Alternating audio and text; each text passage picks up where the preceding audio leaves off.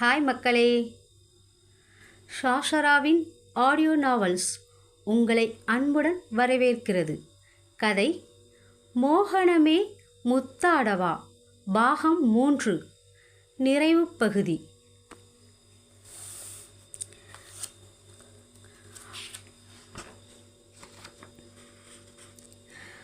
மதுமதிக்கு யாரோடும் ஒட்ட முடியவில்லை.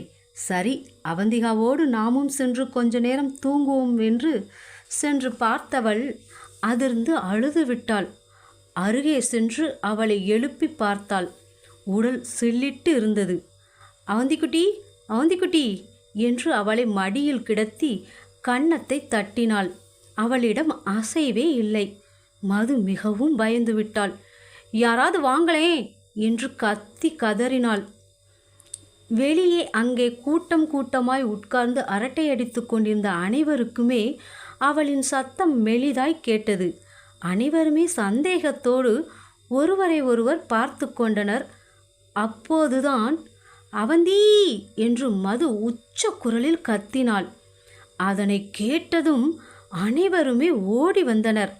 சூர்யா மின்னல் வேகத்தில் ஓடி வந்து பார்த்தபோது பேச்சு மூச்சற்று கிடக்கும் தன் மனைவியை கண்டதும் அப்படியே மதுவிடமிருந்து அள்ளி எடுத்து தன் நெஞ்சோடு அணைத்து கொண்டே, இங்கே பாருடி, என்னடியாச்சு, கண்ணை திறந்து பாருடி, அதி அதி இங்கே பாரு, கண்ணை திறந்து பாரு என்று அழுது துடித்தான். அருணோ, சூர்யா தூக்கவளை, பக்கத்தில் சித்த வைத்தியசாலைக்கு கொண்டு போகலாம் என்றார். அவனுக்கு அங்கே உயிரே இல்லை. அனைவரும் மாறி மாறி அவனை தேற்றி அவளை தூக்கி கொண்டு சித்த வைத்தியசாலைக்கு விரைந்தனர். அங்கே அந்நேரம் மருத்துவர் யாரும் இல்லை.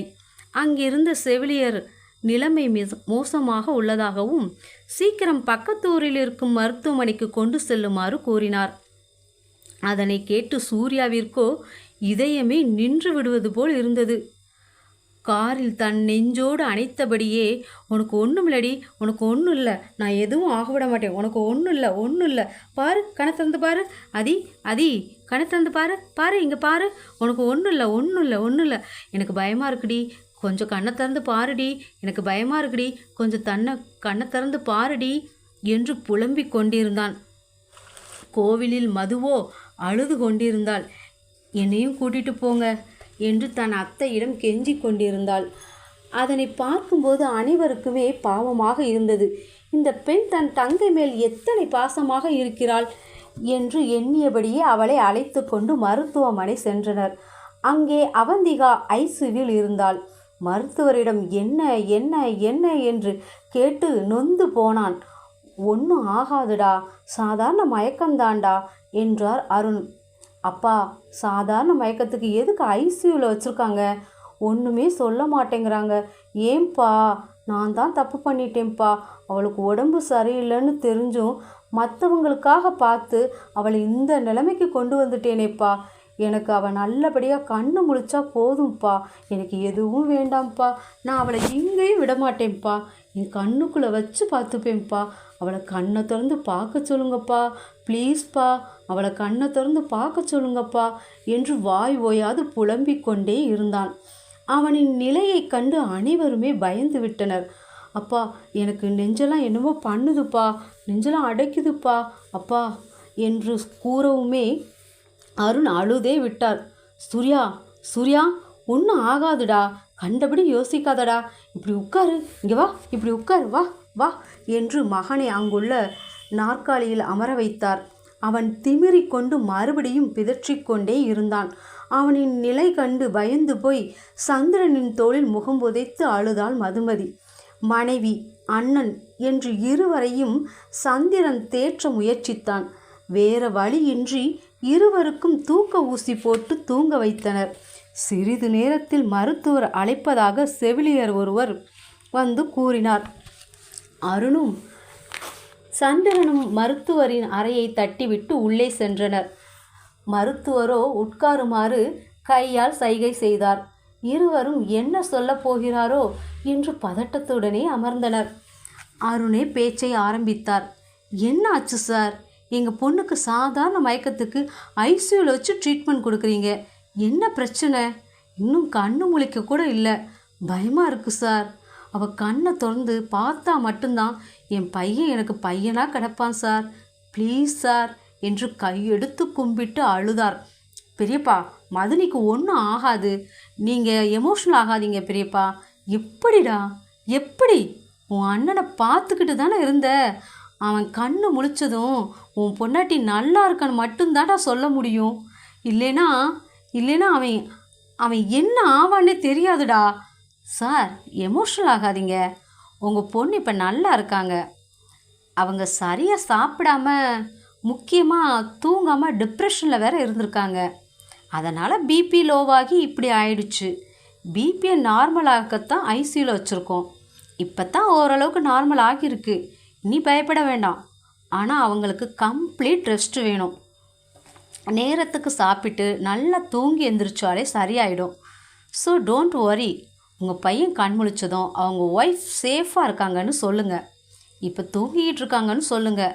மேக்ஸிமம் இன்னும் கொஞ்சம் நேரத்தில் நார்மல் வார்டுக்கு மாற்றிடுவோம்.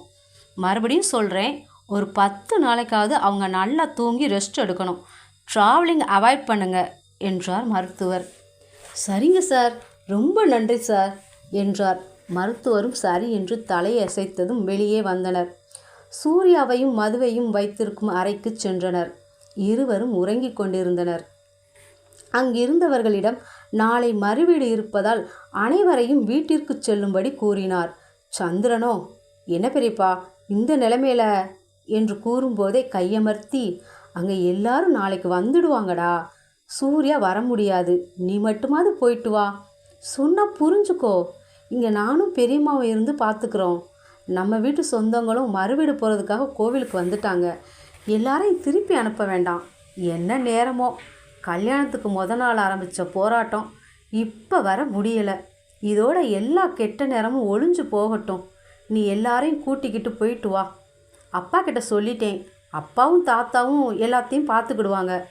போதா குறைக்கு அருணா புருஷன் கண்ணனையும் கூட்டிக்கிட்டு போ என்று சொல்லும்போதே எல்லோருக்கும் டீ வாங்கி வந்த கண்ணன், அதான் மாமா, தாத்தா எல்லாரும் கூட போகிறாங்கல்ல, நான் இங்கே உங்கள் கூட இருக்கேன். சூர்யாவை நீங்கள் மட்டும் சமாளிக்க முடியாது மாமா. கண்ணா, அவன் பொண்டாட்டி நல்லா இருக்கா. அதனால் பிரச்சனை எதுவும் இருக்காது. நான் பார்த்துக்கிறேன். நீ கூட போயிட்டு வா. இதுக்கு தான் மாமா சொந்தத்தில் பொண்ணை எடுக்கக்கூடாதுங்கிறது. என்னடா சொல்கிற?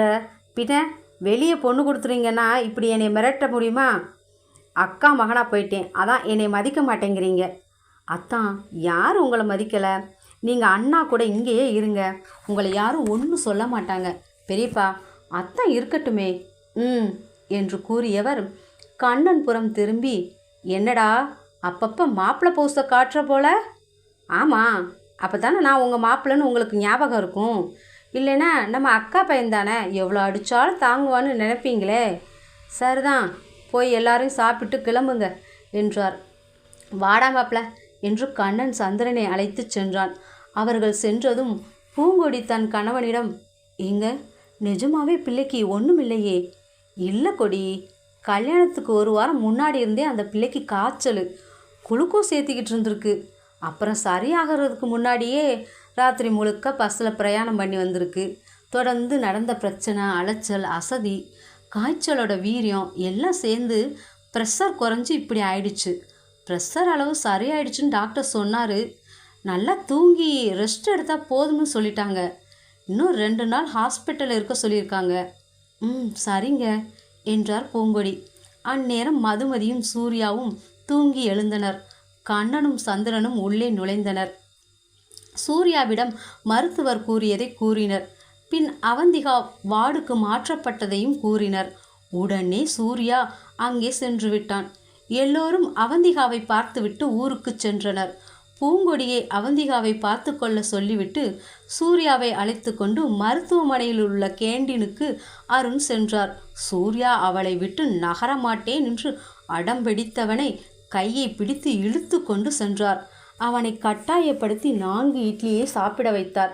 பின் அவரும் சாப்பிட்டுவிட்டு மனைவிக்கு பார்சலை வாங்கி கொண்டு சென்றார். அப்போது அவந்திகா கண் விழித்து அமர்ந்திருந்தாள். அதனை கண்டதும் சூர்யா ஓடிச் சென்று தன் கைகளால் அவளின் கன்னங்களை தாங்கி, ஏண்டி இப்படி என்னை பயமுறுத்துன? முடியலன்னா வாயை திறந்து சொல்ல வேண்டியது தானே. இனிமேல் இப்படி பண்ணாதடி. நான் எவ்வளோ பயந்துட்டேன் தெரியுமா? எதனால எங்ககிட்ட சொல்லுடி என்று பரிதவிப்போடு கூறினான். அவந்திகாவிற்கு புரிந்தது சூர்யாவின் தவிப்பு. சாரி அத்தான், இனிமே சொல்கிறேன் என்றாள். அருண் தன் மனைவியிடம் பார்சலை கொடுத்து சாப்பிடச் சொன்னார். அவந்திகா அந்த பார்சலையே பார்த்தாள். சூர்யாவோ அதை பார்த்து, என்னடி பசிக்குதா? அப்பா இவளுக்கு சாப்பாடு கொடுக்கலான்னு டாக்டர் ஏதாச்சும் சொன்னாங்களா என்று தன் தந்தையிடம் வினவினான். இட்லி, கஞ்சி, இடியாப்பம் இந்த மாதிரி ஆவியில் வேக வச்சு தான் கொடுக்க சொன்னாங்கப்பா. நீ இரு சூர்யா, நான் போய் வாங்கிட்டு வரேன் என்று சென்று வாங்கி வந்தார். பார்சலை பார்த்ததும் மாமனார், கணவன், பார்சல் மூன்றையும் மாறி மாறி பார்த்தாள். பின்ன ஆவியில் வேக வைத்த அனைத்து ஐட்டமும் அங்கிருந்ததே. போதாக்குறைக்கு பால் வேறு. அவள் பாவமாக பார்த்தாள். பூங்கொடிதான், அவந்தி உனக்கு வாய்க்கு எது நல்லா இருக்கும்னு தெரியாதுல்ல, அதனால் மாமா எல்லாத்தையும் வாங்கி வந்திருக்காங்க. நீ எல்லாத்தையும் சாப்பிட வேண்டாம், எல்லாத்துலேயும் ஒரு ஒரு வாய் சாப்பிடு, உனக்கும் வயிறு நிறையும், வாந்தியும் வராது பாரு என்றார். ஆனால் அத்தை, மீதி உள்ளது எல்லாம் வேஸ்ட்டாக போயிடுமே. அதெல்லாம் ஆகாதுமா, சூர்யா சாப்பிடுவான், நானும் மாமாவும் கூட கொஞ்சம் எடுத்துக்கிறோம், சரியா? என்று அவள் அத்தை சொன்னபடி சாப்பிட்டு சிறிது நேரத்தில் உறங்கிவிட்டாள். என்னம்மா தூங்கிட்டா என்று சூர்யா தன் தாயிடம் பாவமாக கேட்டான். ஊசி போட்டிருக்காங்களாடா, அதனால் தூங்குறா. சரி நீயும் தூங்கு என்றார். இல்லைம்மா, எனக்கு தூக்கமே வரலை, நீங்கள் 2 பேரும் தூங்குங்க. 2 பேர் இல்லை 3 பேர் என்று கண்ணன் அனைவரையும் ஊருக்கு அனுப்பிவிட்டு வந்தான். சிறிது நேரம் பேசிவிட்டு அனைவரும் தூங்கச் சென்றனர். சூர்யா மட்டும் அவந்திகா அருகிலேயே அமர்ந்து கொண்டான். மறுநாள் காலையில் இயல்பு நிலைக்கு மாறியிருந்தாள். மறுவீடு சென்றவர்கள் அவள் மருத்துவமனையில் இருப்பது பற்றி எதுவும் கூறவில்லை. தொடர்ந்து அலைய முடியவில்லை என்று சூர்யா கூறியதாக கூறினார்கள். அவர்களுக்கும் அவளின் உடல்நிலை தெரியும் தானே, அதனால் தோண்டி துருவி கேட்கவில்லை. சொந்த பந்தங்களுமே அவர்களை பற்றி பேசவில்லை. நல்ல முறையில் மறுவீடு முடிந்து வீடு வந்தனர். இவர்களும் மருத்துவமனையிலிருந்து வீட்டிற்கு வந்தனர். மதுவோ அவந்திகாவை விட்டு நகரவே மாட்டேன் என்று அருகிலேயே இருந்தாள். சூர்யாவிற்குத்தான் கடுப்பாக இருந்தது. அவளை எதுவும் சொல்ல முடியாது சந்திரனிடம் எகிரி கொண்டிருந்தான். அவன்தான் மதுவிடம் தன் அண்ணனின் நிலையை கூறி நந்தி போல் செல்லாதே என்று கூறி அழைத்து சென்றான். மதுவிற்கு மனமே இல்லை என்றாலும் கணவன் மனைவிக்கு இடையே செல்லக்கூடாதென்று எண்ணியபடியே சென்றாள். மது, அன்னை மதினி நல்லபடியாக பார்த்துப்பாங்க, கவலைப்படாத. சேச்ச, நான் அப்படியெல்லாம் நினைக்கல. எனக்கு தெரியும் அவங்க அவந்தி மேலே எவ்வளோ பிரியமாக இருக்காங்கன்னு. எனக்கு இங்கே யார் கூடவும் பெருசாக இன்னும் ஒட்டுதல் வரல. நீங்களும் அவளும் தான் எனக்குன்னு இருக்கிறதா ஒரு ஃபீல். அதான். அது மட்டும் இல்லை, எங்களுக்கு இது புது இடம், புது மனுஷங்க. உடம்பு சரியில்லாத இந்த நேரத்தில் ஏதாச்சும் தேவைப்பட்டால் வாய் விட்டு கேட்க சங்கடமாக இருக்குமே. எங்கிட்டனா தயங்காமல் கேட்பா. அதான் நான் அவள் பக்கத்துலேயே இருக்க நினச்சேன். ஆனால் பாருங்க, அத்தான் அவள் கேட்காமலே அவளுக்கு எல்லாம் பார்த்து பார்த்து செய்கிறாங்க. ஆனால் காதலிச்சேன்னு சொல்கிறீங்க. நான் வாய் விட்டு கேட்டாலும் என்னோடய ஃபீலிங்ஸ் உங்களுக்கு புரியவே மாட்டேங்குது. எனக்கு வாய்ச்சது இந்த எலுமிச்சம்பழம்தான், அவளுக்கு பலாப்பழம், அதுவும் தானாக கிடச்சிருக்கு. எதுக்கும் குடுப்பனை வேணும்னு பெரியவங்க சும்மாவா சொன்னாங்க? நீங்கள் நமக்கு குழந்தை பிறக்க முன்னாடி உங்கள் அண்ணன் போஸ் கொடுத்த மாதிரி ஒரு போஸாவது ஃபோட்டோ எடுத்து கொடுக்கணும். கல்யாணத்துக்கு அப்புறம் நான் ஆசையாக கேட்ட இந்த ஒரு விஷயத்தையாவது நிறைவேற்றுவீங்களா என்றாள். ட்ரை பண்ணுறேன்டி. அப்போ கூட ட்ரை தான் பண்ணுவீங்க இல்லை? ஏய், எனக்கு வராதது செய்யச்சோன்னா எப்படி செய்ய முடியும்? சரி விடுங்க, எனக்கு வாச்சது அவ்வளோதான், எனக்கு தூக்கம் வருது என்று படுத்து விட்டாள். கடவுளே, யாரோட நிலைமை மாறினாலும் என்னோட நிலைமை மாறாது போலவே. சரிடா சந்திரா, சமாளி என்று தனக்குத்தானே கூறிக்கொண்டு அவனும் தூங்கச் சென்றான். வீட்டிலுள்ள அனைவருமே அவந்திகாவை கவனித்ததில் அவள் சீக்கிரம் குணமடைந்தாள். தாத்தா அனைவரையும் அழைத்து வரும் வெள்ளிக்கிழமை நல்ல நாள் இருப்பதாகவும் அன்றே இருவரையும் தனி குடித்தனம் வைக்க வேண்டும் என்றும் கூறினார். சூர்யா, சந்திரன் இருவருமே திகைப்புடன் தாத்தாவை பார்த்தனர். என்ன பேராண்டிகளா, தனி குடித்தனம்னா தனியாக வீடு பார்த்து போகிறதில்ல, தனியாக சமையல் பண்ணிக்கோங்க உங்கள் போர்ஷனுக்குள்ளேயே, சரியா? இது நம்ம குடும்ப வழக்கம் தானே, உங்களுக்கும் தெரியும் தானே என்றார். சரி என்று தலையை ஆட்டினர். வெள்ளிக்கிழமையில் இருவரையும் தனி கொடுத்தனம் வைத்தனர். பூங்கொடிதான் மாமியாரிடம் புலம்பிக் கொண்டிருந்தார். அத்தை, மது பொண்ணுக்கு கொஞ்சம் சமைக்க தெரியும், அதனால் சந்திரனுக்கு கவலை இல்லை. ஆனால் அவந்திகா அடுப்பங்கிற பக்கமே போக மாட்டாளாம். அவள் சமைச்சு சூர்யா சாப்பிடவா? பாவம். அது மட்டும் இல்லை, சூர்யா தினமும் நான்வெஜ் சாப்பிடுவான். அந்த பொண்ணை சுத்த சைவம். அவங்க தனி கொடுத்தனம் வச்சுருக்க வேணாம் என்றார். சும்மா இரு பூங்கொடி, அதெல்லாம் சமைச்சு கொடுப்பா. அவள் புருஷனை அவள் நல்லாவே பார்த்துப்பா என்றார். சூர்யா விருந்து என்று எங்கும் செல்லவில்லை. சந்திரனும் அண்ணனோடு சேர்ந்தே வருவதாக விருந்துக்கு அழைத்தவர்களிடம் கூறிவிட்டான். அவர்களுக்கு சொந்தமான ரைஸ் மில், மசாலா பொடி தயாரிக்கும் ஃபேக்டரி, விவசாய நிலங்கள், தோப்பு, துறவு என்று இருக்கும் தொழிலை கவனிக்கச் சென்றார்கள். காலையில் சீக்கிரமே வேலைக்கு செல்ல வேண்டும் என்று சூர்யா இரவே அவந்திகாவிடம் கூறினான். அதனால் அவள் காலையிலேயே எழுந்து குளித்து பூஜையை முடித்துவிட்டு மினி இட்லி, பொடி தோசை, இடியாப்பம், பாயா, கொஞ்சம் கேசரி வடை செய்திருந்தாள். தாரிணி அனன்யாவிற்கும் சேர்த்தே சமைத்திருந்தாள். சமையல் முடிந்ததும் இருவரையும் சாப்பிட அழைத்துவிட்டு வந்தாள். பூங்கொடிதான் மிகவும் கவலைப்பட்டார். தன் மகன் சாப்பாடு விஷயத்தில் அனுசரித்து செல்ல மாட்டான். அவனுக்கு பிடிக்காத சாப்பாட்டை தொடக்கூட மாட்டான்.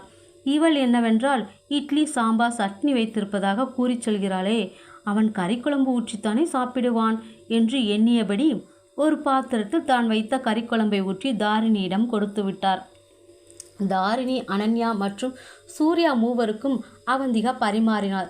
தன் அம்மா கொடுத்த கறிக்குழம்பை சூர்யாவிடம் கொடுத்து ஊற்றிக்கொள்ள சொன்னாள் தாரிணி. சூர்யாவோ, இருக்கட்டும் தாரிணி, உன்னோட மதினி செஞ்ச மினி டிஃபன் நல்லா இருக்கு, இதையே சாப்பிட்றேன், நீங்கள் வேணும்னா ஊற்றிக்கோங்க என்றான். மூவருமே கறிக்குழம்பை தொடாது அவந்திகா செய்ததையே நன்றாக சாப்பிட்டனர். வெரைட்டிஸ் அதிகம் என்பதால் அளவாக செய்திருந்தாள். ஆனால் 3 பேருமே நன்றாக சாப்பிட்டனர்.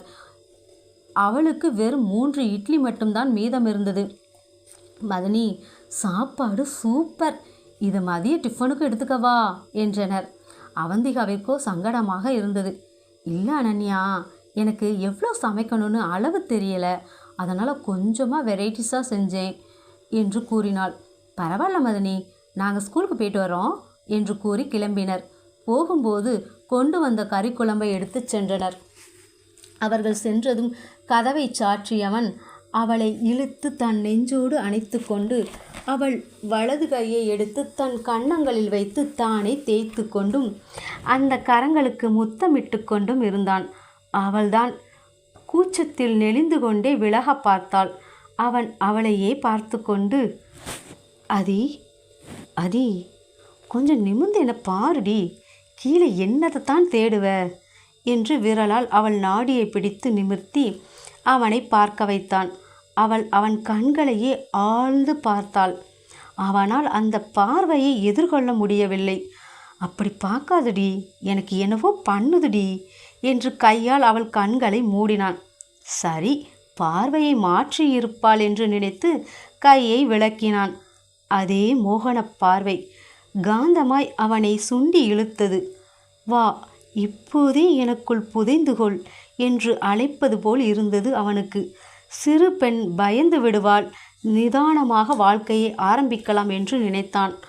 ஆனால் அவளின் பார்வையோ அவனை அவள் மீது பித்தம் கொள்ள வைத்தது. இதற்கு மேல் நின்றால் சரிவராது என்று ஓடியே விட்டான். அவந்திகாவிற்கோ இது ஒரு விளையாட்டாக இருந்தது. அவனின் அவஸ்தை அந்நேரம் அவனுடைய முகபாவனை எல்லாம் பார்க்க பார்க்க சுவாரஸ்யமாக இருந்தது. என்று பெருமூச்சு விட்டு அவன் சென்ற திசையை பார்த்து, ஓடுறீங்களா தான், எப்படி இங்கே தானே வரணும், அப்போ பார்த்துக்கிறேன் என்று தானாக பேசிக்கொண்டாள். ரைஸ் மில்லுக்கு வந்த சூர்யா வீட்டில் நடந்ததை நினைத்து தானாக சிரித்து கொண்டான். அதனை கவனித்த சந்திரனோ, என்னனே முகம்பூரம் பல்பா எரியுது என்று கேலி செய்தான்.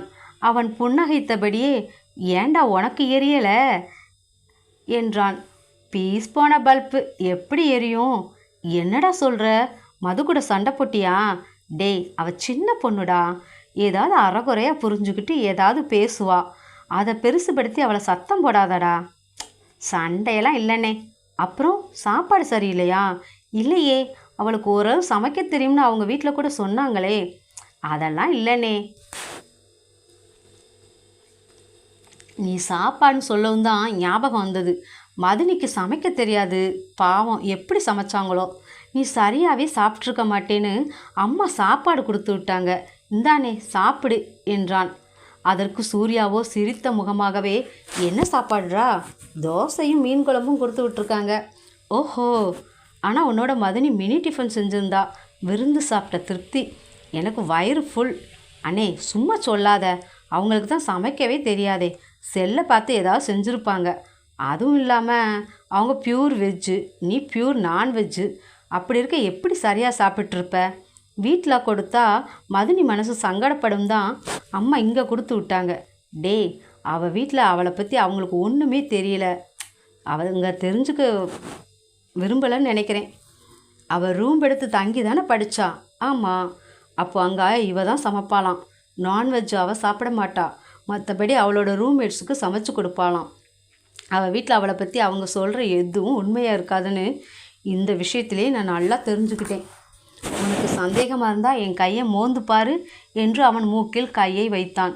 சாப்பிட்ட சாப்பாட்டின் மனம் சந்திரனின் மூக்கையும் துளைத்தது. சூர்யா கொஞ்சம் கேசரி கொண்டு வந்திருந்தான். அதனை சந்திரனிடம் நீட்டினான். அதன் சுவை அவன் நாக்கில் சாப்பிட்ட பின்னும் ஒட்டி இருந்தது. நீ எப்போவுமே லக்கி தானா, சூப்பராக இருக்குது. நம்ம அம்மாக்கள் செய்கிற மாதிரி இல்லை, பட் இட்ஸ் வெரி டேஸ்டி என்று ஸ்லாகித்து கூறினான். சரிடா, மது கூட என்ன பிரச்சனை என்று மறுபடியும் ஆரம்பத்தை இடத்திற்கே வந்தான். பிரச்சனைன்னு ஒன்றும் இல்லைன்னே, ஆனால் அவளுக்கு யாரோடையாவது என்னை கம்பேர் பண்ணி பேசும்போது எனக்கு அவளை எப்படி ஹேண்டில் பண்ணுறதுனே தெரியல என்று கூறி மது தன்னை எலுமிச்சம்பழம் என்றதையும் அவனை பலாப்பழம் என்றதையும் கூறினான். சூர்யாவோ புரியாது விழித்தான். என்னடா எலுமிச்சம்பழம் பலாப்பழம்னு என்னவோ சொல்கிற? அதாவதுனே, நீ பலாப்பழம் போல பார்க்க கரடு முரடா தெரிஞ்ச, நான் எலுமிச்சம்பழம் போல பார்க்க அழகாக தெரிஞ்சேனா. அதனால் உள்ளே இருக்கிற சுவை தெரியாமல் என்னைய கட்டிக்கிட்டாலாம். அவள் தங்கச்சி தான் லக்கியான். அவன் கூறியதை கேட்டு சூர்யா சிரித்தான். இதோட போகலை, இன்னும் இருக்கு கேளு. நீயும் மதினியும் போஸ் கொடுத்து எடுத்த ஃபோட்டோ மாதிரி ஒரு போஸாவது கொடுத்து ஃபோட்டோ எடுக்கணுமா. அதுக்கு டெய்லி ப்ராக்டிஸ் பண்ணு என்றதும் இதனை கேட்டுக்கொண்டே வந்த பாண்டி சத்தமாக வாய்விட்டே சிரித்தான். அருகில் வந்தவன், அப்புறம் இந்த ஜென்மத்தில் அப்பா ப்ரமோஷன் கிடைக்காதுன்னு சொல்லு என்றான். சூர்யாவோ, டேய் என்ன பேசுகிற, வார்த்தை யோசிச்சு பேசு என்று கடிந்து கொண்டான். பாண்டியுமே தான் சொன்னதை உணர்ந்து, சாரினே, விளையாட்டாக சொல்கிறதா நினச்சி என்று திணறியபடியே கூறினான். பரவாயில்லடா, நான் எதுவும் நினச்சிக்கல. நீ நினைக்கிற மாதிரிலாம் உன் மதினி அந்த விஷயத்தில் என்னை கஷ்டப்படுத்த மாட்டா. சரிண்ணே, எப்பொழுது ட்ரைனிங் எடுக்க போகிற என்று பாண்டி கூறியதும் அவனை முறைத்து பார்த்தான் சந்திரன். சூர்யாவோ சிரித்து கொண்டே, டேய் போதும், அவனை ரொம்ப ஓட்டாத, அப்புறம் உன் கல்யாணத்தில் வச்சு செய்வான் பார்த்துக்கோ. ஆமாண்ணே, சித்தி இவனுக்கு பொண்ணு பார்க்குற பொறுப்பை நம்ம பூங்குடி அம்மா கிட்ட தான் கொடுத்துருக்காங்க, சிறப்பாக செஞ்சுடுவோம்.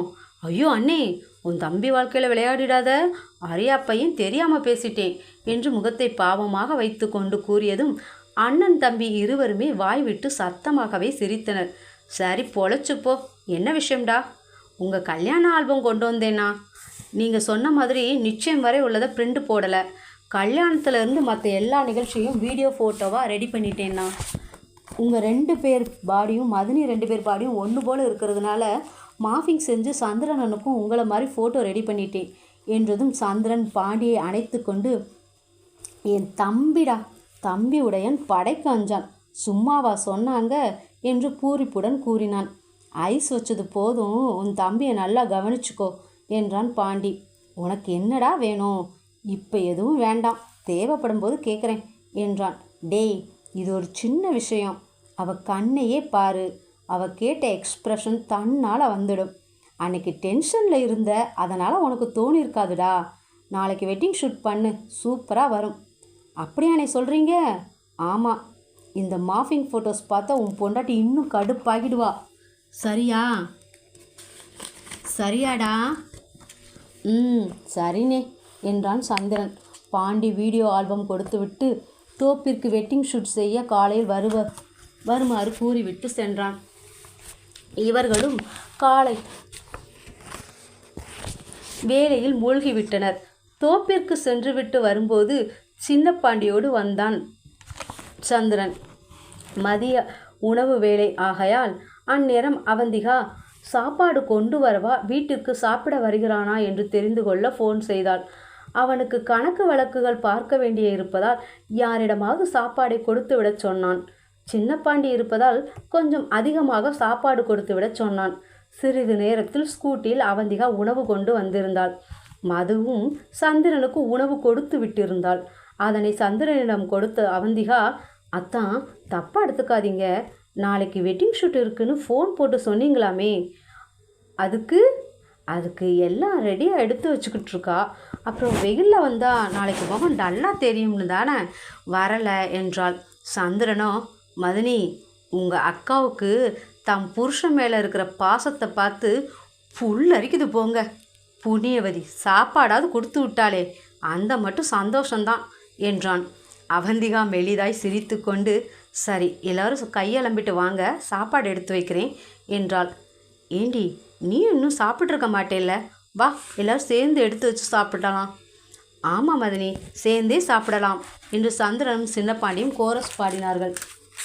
இன்றைக்கி மட்டும் நான் எடுத்து வைக்கிறேன், நீங்கள் சாப்பிடுங்க, இனிமே சேர்ந்தே சாப்பிட்ற மாதிரி நான் எனக்கும் சேர்த்து எடுத்துகிட்டு வரேன் என்றாள். அவர்களும் தலையை ஆட்டி சாப்பிட அமர்ந்தனர். சின்ன பாண்டிக்கு காய்கறி சாப்பிடுவானா, மதுவுக்கு தெரியாதே, சின்ன பாண்டி இங்கு இருப்பது, அத்தானுக்கு மட்டும்தானே கொடுத்து விட்டுருப்பா என்று யோசித்தாள். பிறகு சரி எல்லாத்தையும் கொஞ்சம் கொஞ்சம் வைப்போம் என்று முடிவு செய்து சின்ன பாண்டிக்கு மட்டும் மது கொடுத்து விட்ட சிக்கன் பீஸ், ரத்த பொரியல், மீன் வறுவல், அவள் கொண்டு வந்த அவியல், பச்சடி எல்லாவற்றையும் வைத்தாள். சந்திரனோ, மதினி அண்ணனுக்கும் கொஞ்சம் நான்வெஜ் ஐட்டம் வைங்க, அண்ணே நான்வெஜ் இல்லாமல் சாப்பிட மாட்டான் என்றான். சூர்யாவோ, டேய் நான் தான் வேண்டாம் சைவமே சமைக்க சொன்னேன், இதுவே எனக்கு போதுண்டா, சாம்பார், ரசம், மோர், அவியல், பச்சடி, ஊறுகாய், அப்பளம் இதெல்லாம் கொண்டு வந்திருக்கா. மதுவோ மீன் குழம்பு, மோர், சிக்கன் 65, இரத்த பொரியல், மீன் வறுவல் கொடுத்து விட்டிருந்தாள். ஆனால் அதை தொட்டு கூட பார்க்காது தன் அண்ணன் மனைவி செய்ததை ரசித்து ருசித்து சாப்பிடுவதையே பார்த்தான்.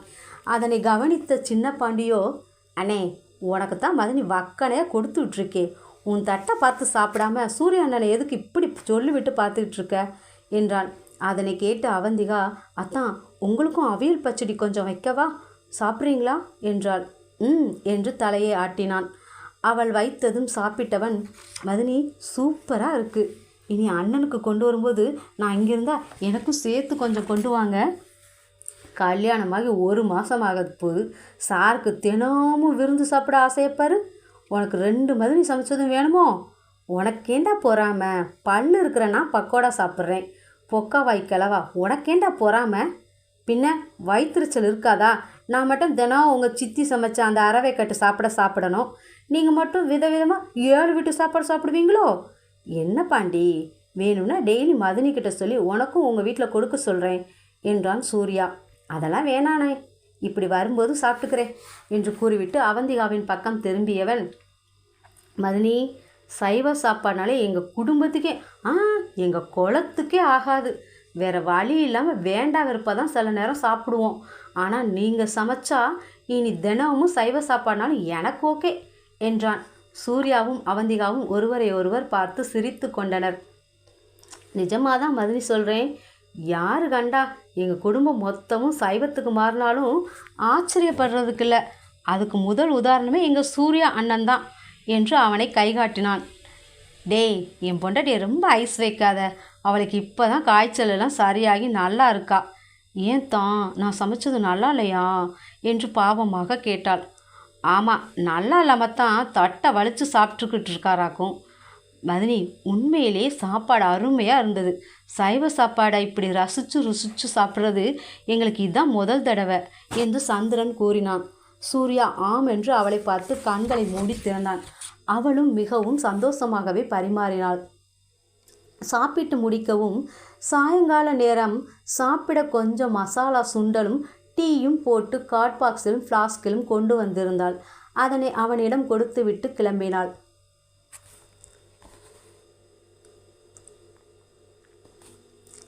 தம்பிகளின் முன் சூர்யா அவளிடம் எதுவும் கூறவில்லை. வெளியே அவள் ஸ்கூட்டி இருக்கும் இடம் வரை கூட வந்தவன், ஏண்டி இப்படி வெயிலில் வந்த, வேலையாள் யார்கிட்டையாவது கொடுத்து விட்டுருக்கலாம்ல. இல்லைத்தான், நீங்கள் சரியாக சாப்பிடுவீங்களோ மாட்டிங்களோ, இல்லை என் சமையல் பிடிச்சிருக்கோ பிடிக்கலையோ, இப்படி நான் வீட்டில் இருந்து யோசிச்சுக்கிட்டு இருக்கிறத விட இங்கே நீங்கள் சந்தோஷமாக திருப்தியாக சாப்பிட்றத கண்ணால் பார்த்தா எனக்கும் சந்தோஷமாக இருக்குன்னு தானே. அதான் உங்களுக்கு என்னோடய சமையல் பிடிச்சிருக்கா, இல்லைனா என்ன வேணும் எப்படி சமைக்கணும்னு சொல்லுங்கள், நான் அத்தைக்கிட்ட கேட்டு சமைச்சு தரேன். நீங்கள் நல்லா சாப்பிடணும், அவ்வளோதான் என்றாள். அவள் தலையை ஆட்டிவிட்டு, நீ எனக்காக பார்த்து பார்த்து செய்கிற எல்லாமே எனக்கு ரொம்ப பிடிக்கும். நீ ரொம்ப எனக்காக யோசிக்காத. உண்மையிலேயே சாப்பாடு அருமையாக இருந்தது. பாண்டி சொன்னது போல் இன்னையிலிருந்து நான் உன்னோட சைவ சாப்பாட்டுக்கு அடிமை என் செல்ல பொண்டாட்டியே என்று சுற்றி பார்த்துவிட்டு அவள் கன்னத்தை தட்டினான். அங்கு வேலை பார்க்கும் வேலைக்கார பெண்மணிகள், அச்சச்சோ சூர்யானே, நீங்கள் பொண்டாட்டியை கொஞ்சினதெல்லாம் நாங்கள் பார்க்கவே இல்லை என்றதும் இருவருக்கும் வெட்கம் வந்தது. வெட்கத்தில் கன்னம் சிவந்தவள், நான் வரேன் அத்தான் என்று கூறி ஸ்கூட்டியில் பறந்து விட்டாள். இவனோ வெட்கச் சிரிப்போடு அவர்களை நிமிர்ந்து கூட பார்க்காது உள்ளே சென்று விட்டான். அங்கே வேலை பார்த்த பாட்டி ஒருவர், கூறுகட்ட சிரிக்கிகளா, சின்னஞ்சூசுக பேசுறதை பார்த்து கண்டும் காணாமல் போகாமல் இப்படியா பேசுவீங்க, அந்த பிள்ளைங்க இன்னும் கொஞ்சம் நேரம் பேசியிருக்குங்க, இப்படி கெடுத்து விட்டீங்களேடி, இதுபோல் இனிமேல் பண்ணாதீங்கடி என்றார். வயது பெண்களும் சரி பாட்டி, இனிமேல் செய்ய மாட்டோம் என்று ஒப்புக்கொண்டு வேலையை கவனித்தனர். மறுநாள் சூர்யா சொன்னபடியே சந்திரன் மதுவுடன் வெட்டிங் ஷூட் எடுத்துக்கொண்டான். அருமையாக வந்திருந்தது. மதுவிற்கோ ஏக குஷி. சந்திரனை தனியை பார்த்ததும் சந்தோஷத்தில் முத்தத்தாலே குளிப்பாட்டினாள். அவனும் திணறித்தான் போனான். சிறு விஷயம்தான் அவளுக்கு எத்தனை சந்தோஷத்தை கொடுத்திருக்கிறது என்று எண்ணிக்கொண்டான். வீட்டிற்கு வந்து அவந்திகாவிடமும் தாரிணி அனன்யாவிடமும் வாய்வோயாது சொல்லி கொண்டே இருந்தாள். தாரிணியிடம் அனன்யா, நம்ம மதுமதினி டெரர் பீஸுன்னு நினச்சோம், ஆனால் பாரு மதுனிக்கு ஒரு லாலிபப் வாங்கி கொடுத்தாலே போதும் போலையே என்றதும் தாரிணி ஆமாம் என்றாள். பெரியவர்கள் அனைவருக்குமே மகிழ்ச்சியாக இருந்தது. அவந்திகாவின் சமையல் பற்றி தாரிணியும் அனன்யாவும் அவர்களின் அம்மாக்களிடம் புகழ்ந்து தள்ளினர். அது மட்டுமல்ல, தன் அண்ணன் சூர்யா அதை ரசித்து ருசித்து சாப்பிட்டதை ஸ்லாகித்து கூறினர். ஏண்டி உங்கள் மதினிக்காரி நாத்தனார் உங்களை மட்டும் சாப்பிட கூப்பிட்டாலே, மாமியாருங்க நாங்களாம் வேண்டாமாடி? நாங்கன்னா அவங்களுக்கு ரொம்ப பிடிக்கும். என்னதான் நல்லவங்களாக இருந்தாலும் நீங்கள் மாமியார் தானே. அங்கே வந்து என் பையனுக்கு இது பிடிக்காது அது பிடிக்காது, ஐயோ இதையும் சமைச்ச, ஐயோ இதையும் இப்படி சமைச்ச, அப்படி சமன்னு சொல்லுவீங்க. அதான் மதுனி உஷாரா உங்களை கலட்டி விட்டுட்டாங்க என்று கூறி கண்ணடித்தாள் அனன்யா. ஏய் வாளு என்று பூங்கொடி அனன்யாவின் காதை தெருகினாள். அரசிலங்குமாரியோ, எங்கள் மருமகளுக்கு எங்களையும் பிடிக்க போய்த்தான் சுட சுட கேசரி வடை கொண்டு வந்து கொடுத்தா தெரியுமா என்றார். ஆனால் குமாரி, உங்கள் அத்தான் எனக்கு ஒரு வாய் கூட கொடுக்காம அம்பட்டையும் சாப்பிட்டாரடி. நல்லா இருந்துச்சா? வாசமே சூப்பராக இருந்துச்சு. எனக்கு தான் கொடுத்து வைக்கல. ஆனால் அக்கா, நான் உங்கள் கொழுந்தனுக்கு கொடுக்காம அம்பட்டையும் நானே சாப்பிட்டேனாக்கும். கடைசி ஒரு வாயை பிடுங்கி மனுஷன் வாயில் போட்டு நல்லா இருக்குன்னு நேராக மருமகிட்ட போய், நீ கொடுத்ததை உன் அத்தை எனக்கு கொடுக்காம சாப்பிட்டா, இருந்தால் குடுமா நான் சாப்பிட்டு போகிறேன்னு வாங்கி சாப்பிட்டு, நீ எது கொடுத்தாலும் எனக்கு ஒரு குரலை கொடு, இங்கே வந்து சாப்பிட்றேன், இல்லையா எனக்கு தனியாக எங்கையிலே கொண்டாந்து கொடுத்துட்டு போ என்று கூறி மானத்தை வாங்கிட்டு தான் வந்திருக்கார் என்றாள். அதனை கேட்ட அனைவருமே சிரித்தனர். அனன்யாவோ, அம்மா நிஜமாவே அப்பா போய் கேட்டு வாங்கி சாப்பிட்டாராமா? அட ஆமாடி. ஏனென்றால் வரும் தன் தாயிடம் கூட எதையும் வேண்டும் என்று கேட்டு வாங்க மாட்டார். பரிமாறும்போது அவர்களாகவே பார்த்து வைத்தால்தான் உண்டு. ஆனால் இன்று அவந்திகாவிடம் இவ்வளவு உரிமையாக கேட்டு வாங்கி சாப்பிட்டது அனைவருக்குமே ஆச்சரியம்தான். தாத்தா பாட்டி இருவருக்குமே மிகுந்த மகிழ்ச்சி. தங்களுக்கு வாய்த்த மருமகள்கள் தங்கம். தன் பிள்ளைகளுக்கும் அப்படி வாய்க்க வேண்டுமே என்று கவலைப்பட்டனர். இப்போது மதுவும் அவந்திகாவும் அந்த கவலையை போக்கியிருந்தனர்.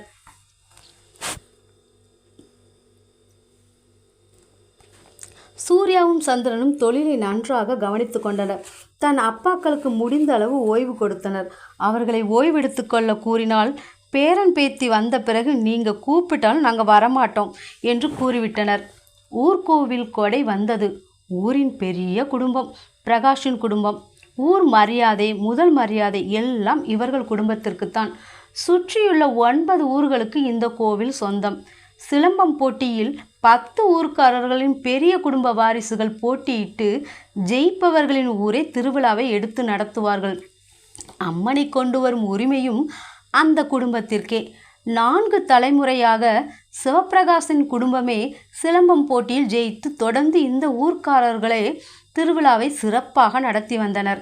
இம்முறையும் இவர்களே திருவிழாவை நடத்துகின்றனர். ஆற்றில் இறங்கியிருந்த அம்மனை கும்ப மரியாதையோடு கோவிலுக்கு குறிப்பிட்ட நேரத்திற்குள் கொண்டு செல்ல வேண்டும். ஆனால் தோற்றவர்கள் குறித்த நேரத்திற்குள் கொண்டு போக விடாமல் வழிமறித்து வம்பு செய்வர். அதனால் ஒரே நாளில் அம்மனை கோவிலுக்குள் கொண்டு செல்ல முடியாது. 2-3 நாட்கள் ஆகும். இம்முறை ஒரே நாளில் கொண்டு செல்ல வேண்டுமென்று 10 ஊர் பஞ்சாயத்தும் கூடி பேசி முடிவெடுத்திருந்தனர். ஆனால் பூஞ்சோலை கிராமவாசிகள் கட்டுப்பட மாட்டோம் என்று திமிரிக் கொண்டிருந்தனர். சூர்யாவிற்கு திருமணம் ஆனதால் அம்மனை கொண்டு சொல்லும் பொறுப்பும் பூரண கும்ப மரியாதையும் அவனுக்கு அளிக்கப்பட்டது. சந்திரனுக்கு கலச நீர் கொண்டு செல்ல பணித்தார்கள். ஆற்றிலிருந்து அம்மனை எடுத்து காசி நீர் கொண்டு அபிஷேகம் செய்து அலங்காரம் செய்து ஆதி சக்தியை சூர்யாவின் கையில் கொடுத்தனர். எத்தனை இடையூறு வந்தாலும் அம்மனை கீழே வைக்காது கோவில் கற்ப கிரகத்திற்குள் கொண்டு சேர்க்க வேண்டியது இனி அவன் பொறுப்பு. உடன் சந்திரன் கலச நீருடன் சென்றான். பாதி தூரம் கூட கடக்கவில்லை. பூஞ்சோலை கிராமத்து இளைஞர்களில் ஒருவன் வழிமறித்தான். நீ உண்மையான ஆம்பளனா என் கூட சிலம்பம் ஆடி ஜெயிச்சு அம்மனை கொண்டு போ என்றான். டேய், என்னடா பேசுகிறீங்க? கையில் அம்மனை வச்சுருக்கும்போது எதுவும் செய்யக்கூடாதுன்னு தெரியாதா? பிரகாஷ் குடும்பம் வீரத்தில் பேர் போனதுன்னு சொல்கிறீங்க. இப்படி தொடநடுங்கியா இருக்காங்களே என்றான். அருணும் வருணும் கொடை பிடித்து செல்வதால் அவர்களும் ஏதும் செய்ய முடியாது நின்றனர். அவந்திகா அந்த இளைஞனின் முன் சென்று, பிரகாஷ் குடும்பத்து பொம்பளைங்களுக்கே உன்னால் பதில் சொல்ல முடியாது, நீ எங்கள் வீட்டு ஆம்பளைங்களை போட்டிக்கு கூப்பிடுறியா? எங்கள் வீட்டு ஆம்பளைங்க கூட போட்டி போட உனக்கு தகுதி இருக்கான்னு பார்ப்போம், அப்புறம் பேசு என்றாள். என்ன தகுதி வேணுங்கிற என்றான் கோபமாக. பிரகாஷ் குடும்பத்து பொண்ணு என்னைய ஜெயிச்சா என் வீட்டு ஆம்பளைங்க கூட போட்டி போட உனக்கு தகுதி இருக்குன்னு ஒத்துக்கிடுறோம் என்று அவன் கூறியதும் அனைவருமே அதிர்ந்துதான் போனார்கள். ஆனால் சபையில் வாக்கு கொடுத்து விட்டாலே இனி பின்வாங்க முடியாது என்று அனைவருமே தவிப்புடனே பார்த்தார்கள்.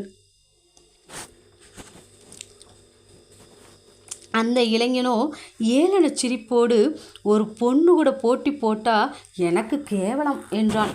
உனக்கு பயம்னு சொல்லு, எங்கூடையே உன்னால் போட்டி போட முடியாது. நீ எல்லாம் என்ன வீரனா? விலகி நில்லு, இல்லைன்னா கம்ப சுத்து. உன் சுத்துக்கு பதில் நான் கொடுக்குறேன். நீ தோற்று போனால் ஆயிலுக்கும் என் வீட்டு வேலைக்காரியாக இருக்கணும், அதுவும் சம்பளம் இல்லாமல். போட்டிக்கு கூப்பிட்டது நீ. ஸோ நீ தோற்று போனால் இனி எப்பவும் கோவில் திருவிழா நடத்துறதுக்கு வைக்கும் போட்டி பட்டியலில் உங்கள் பேர், ஊர் பேர் வரவே வராது. கோவிலுக்கு வந்து சாமி கும்பிட மட்டும்தான், மற்ற எந்த உரிமையும் உங்கள் ஊருக்கு கிடையாது. ஒத்துக்கிறியா என்றாள். பூஞ்சோலை கிராமத்து பஞ்சாயத்து தலைவர், டேய் வேணாண்டா என்றார். அப்போ என்னை சொம்ப பயன் நினைக்கிறீங்களா? ஒரு பொட்டச்சிய என்று கூறும்போது சூர்யாவிலிருந்து ஊர் அனைத்தும், ஊர்க்காரர்கள் அனைத்து பேருமே அம்மன் கோவில் திருவிழாவில் வைத்து ஒரு பெண்ணை இழிவாக நினைத்து பேசுகிறானே என்று அத்தனை ஊர்க்காரர்களுக்குமே கோபம். பெண்கள் உச்ச கோபத்தில் இருந்தனர். அந்த இளைஞன் கம்பை தூக்கி அவந்திகாவை நோக்கி வீசினான். அவன் எண்ணம் முழுவதும், என்ன நடந்தாலும் சரி, போட்டியை நீடித்து இன்று அம்மனை கோவிலுக்குள் செல்லவே விடக்கூடாது என்று எண்ணினான். அவந்திகா மெல்ல சூர்யாவின் அருகில் சென்று, என்ன நடந்தாலும் சரி, கோவிலை நோக்கி நடக்கிறத நிறுத்தவே கூடாது. உங்களுக்கு வழி தானா கிடைக்கும் என்று கூறிவிட்டு சிலம்பம் சுற்ற ஆரம்பித்தாள். அவன் அந்த இடத்திலேயே சண்டையிட நினைத்திருக்க, அவள் சுழற்றும் விதத்தில் அவன் தானாகவே பின்னே சென்று சமாளிக்க ஆரம்பித்தான். போட்டியும் நிற்கவில்லை, அம்மனை கொண்டு செல்லும் வைபவமும் எங்கும் நிற்கவில்லை. பார்ப்பவர்களுக்கு அம்மன் ஊர்வலம் வரும்போது மயிலாட்டம், ஒயிலாட்டம், கரகாட்டம் செல்வது போல் சிலம்பாட்டம் வேடிக்கை காட்டியபடியே செல்வதாகவே அனைவருக்குமே தோன்றியது. அவந்திகாவின் குடும்பத்தினரும் வந்திருந்தனர். 2 தாத்தாக்களும் பேத்தியின் ஆட்டத்தை பார்த்து சிலாகித்தனர். அந்த ஊரின் இளைஞர்கள் எல்லாம் ஆர்ப்பரித்தனர். 10 ஊர் பெண்களுமே அவந்திகா வெற்றி பெற வேண்டும் என்று வேண்டிக் கொண்டனர். அதில் பூஞ்சோலை கிராமத்து பெண்களுமே அடக்கம். பின்ன பொட்டச்சியா என்றால் பெண்ணென்ன இழிவான பிறவியா? அற்பமாய் எண்ணிய அவனுக்கு பாடம் புகட்ட வேண்டுமென்று எண்ணினர். கோவிலை நெருங்கி விட்டனர். வந்தாயிற்று கோவிலின் அருகில். இன்னும் சில அடிகள் எடுத்து வைத்தால் கோவிலுக்குள் சென்று விடுவார்கள். அதன்பின் எதுவும் செய்ய முடியாது.